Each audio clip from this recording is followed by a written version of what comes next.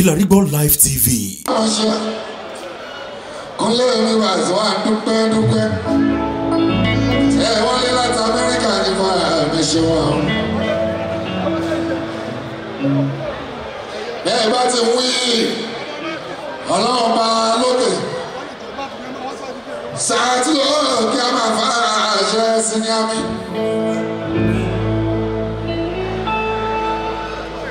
Ọ̀pẹ̀lẹ̀ ọmọ ẹ̀rẹ́ lọ.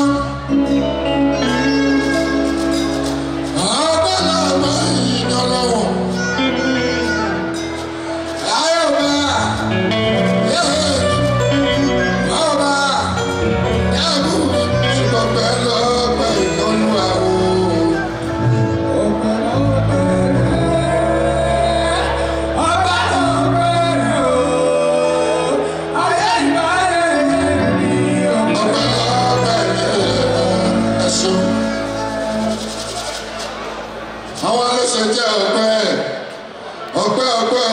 bá sọ ní wọ́n bí máa ń bá ẹ̀kún orí bára mi. Ìgbà tí wọ́n náà sùn ṣègbó lẹ́nu, ṣọ́bẹ́ sọ pé ọmọ bàbá lọ́hùn ìgbò. Àbámọ̀ bàbá lọ́hùn kì í jẹ́ ẹ̀bá ọgbà tó mẹ́ràn ló sọ pé ìjẹ̀bà mú wa. Ẹ̀yin tó ẹjọ́ ti kú ló bá so, ẹ bá yín lọ lóko. Alhamdulillah, àṣẹ náà mẹ́wàá.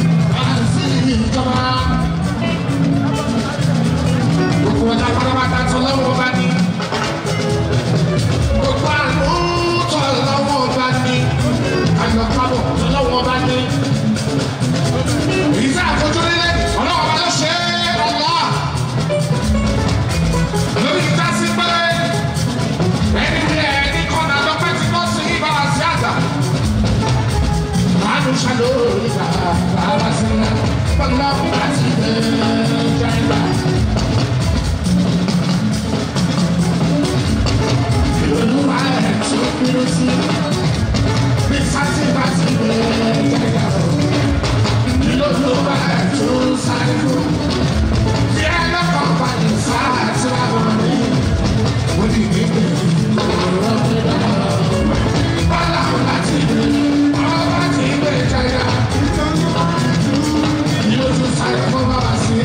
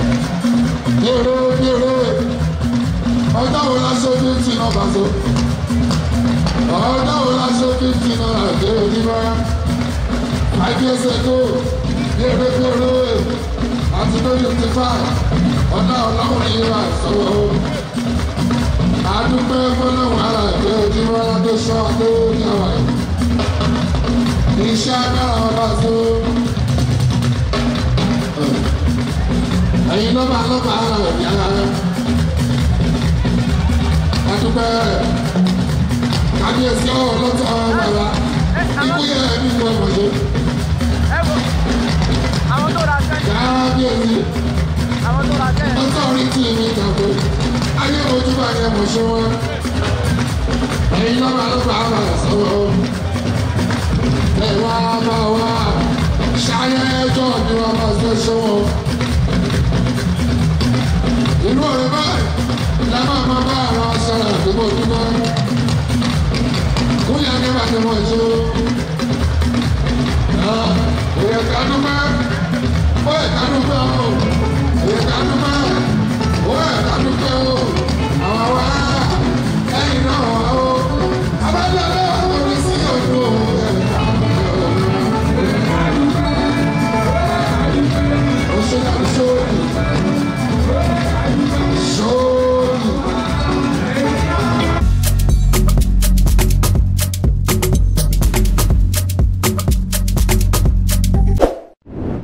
Kilarigbo Live TV ìkànnì amúlùdún àkọ́kọ́ tó ń gbé àṣà àti ìṣẹ̀lẹ̀ Yorùbá lárugẹ. Atagbantagba lóde tagbangba ló ti pápá tó ní kí ló ní tagbangba ó ṣe. Àwọn gbàǹkọ́gbì alárinrin ètò ọ̀dọ́ wa ló sodo sí. Mo lè má lè sọ òyìnbó púpọ̀ but nínú Yorùbá tí mò ń sọ àwọn kan yọ Yorùbá ń bẹ̀.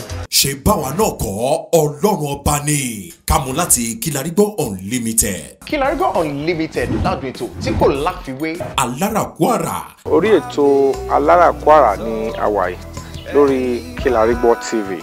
Mo lo ata, tomatoes, àlùbọ́sà,